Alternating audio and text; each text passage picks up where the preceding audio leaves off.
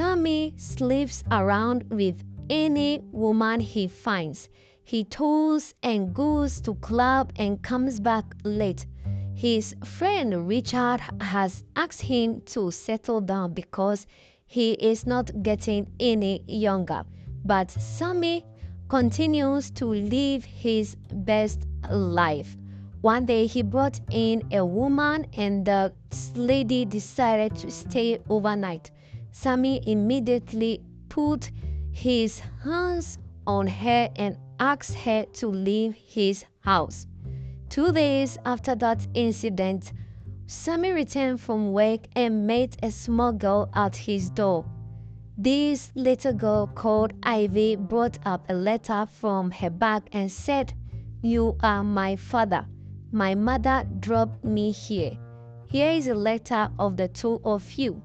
Sami became confused and thought about it for a while and said this little girl is missing or lost her way. He tried to sack this little girl, but Ivy refused to leave the house and said, "You are my father, I am here to stay." Sami immediately called his friend Richard to come over and interrogate this small girl. Richard came and asked Ivy why and how she was brought in here. Ivy said her mother brought her here because she is about to get married. And also, I have given my letter given to me by my mom to give to my father. Immediately, Sami showed the letter to Richard and Richard said, "This is both of you. Don't you know her mother?" Sami said that was long time ago and he cannot remember her telling him that she was pregnant. How can Ivy be her daughter? Immediately, Richard suggests that they do a DNA test. Sami immediately did that and after 3 weeks, the results were out showing that Ivy is his daughter. Sami could not understand how this was possible, but he continued to live his Casanova life and leaving Ivy all alone in the house.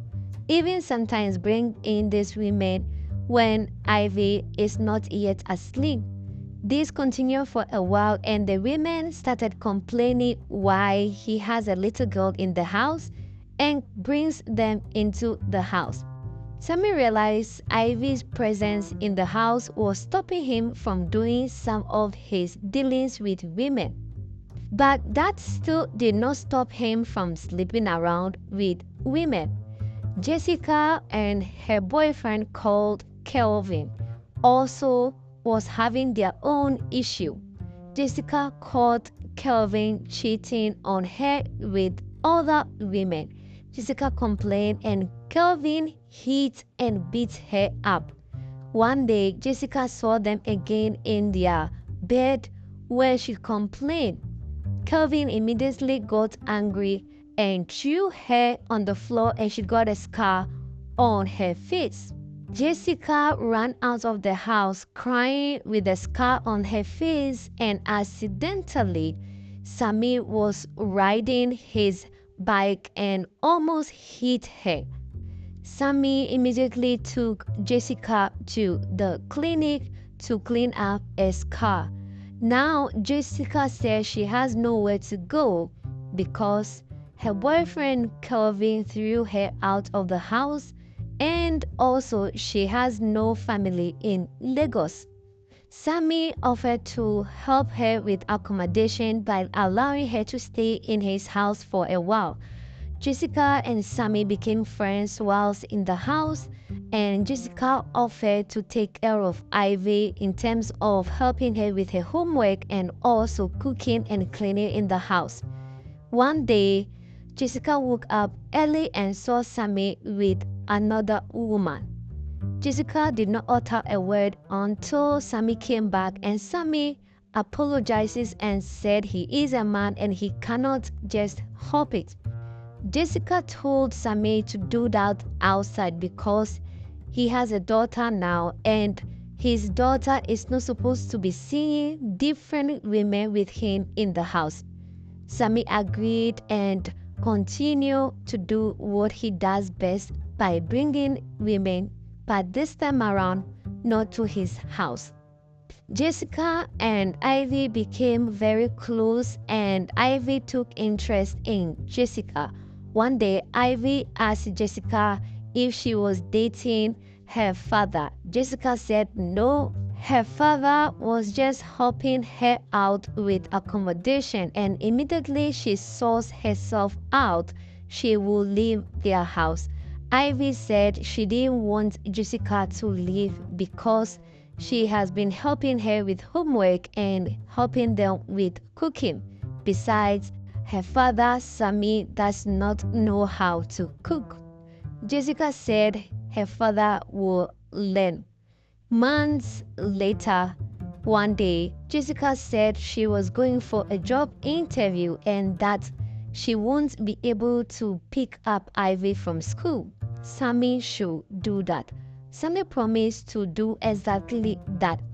After 4 p.m., Jessica came back home and noticed Ivy was not home. She immediately called Sami if he has picked up Ivy from school. Sami said no.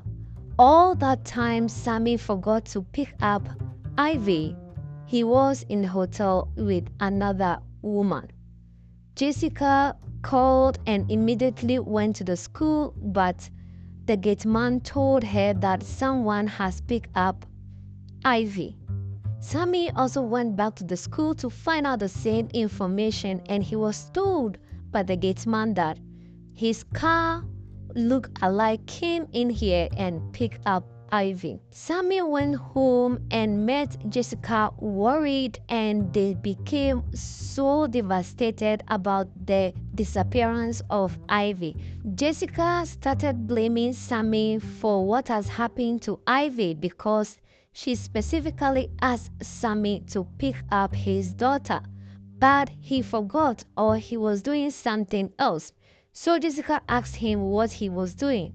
Of course, he couldn't answer. Then Jessica knew that Sami was with another woman. So Jessica became so angry at Sami and started hitting him.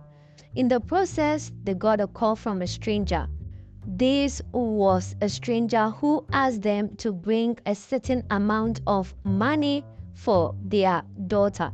The kidnapper told Sami that they should not involve the police in this transaction or else they are going to kill Ivy for that.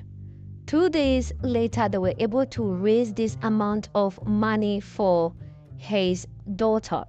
The kidnappers told Sami where to drop the money, but they asked Sami to give the bag of money to Jessica to bring to an uncompleted building without the presence of police or even Sami. Sami, knowing how dangerous this is going to be, but Jessica continued that she will be able to do exactly what the kidnapper is asking of them because she has taken Ivy as her own daughter. Sami was shocked at how Jessica was willing to sacrifice so much for his daughter. Jessica took the bag of money and went to the uncompleted building. She dropped the bag of money and a stranger, which is the kidnapper, came for the bag of money in exchange with Ivy. Just as Jessica and Ivy were working out, the kidnapper shot at Ivy, but unfortunately, Jessica was able to see that quickly and took the bullet for Ivy. Sami heard the gunshot from afar and ran immediately to the building and saw that Jessica was shot. Jessica was rushed to the hospital and was pronounced dead. Sami could not believe this is the end of Jessica. He started hitting Jessica, crying and promising never to be promiscuous or be a Casanova anymore. He is going to turn a new leaf if only Jessica would come back to life. He was making all the promises in the world just to have Jessica back.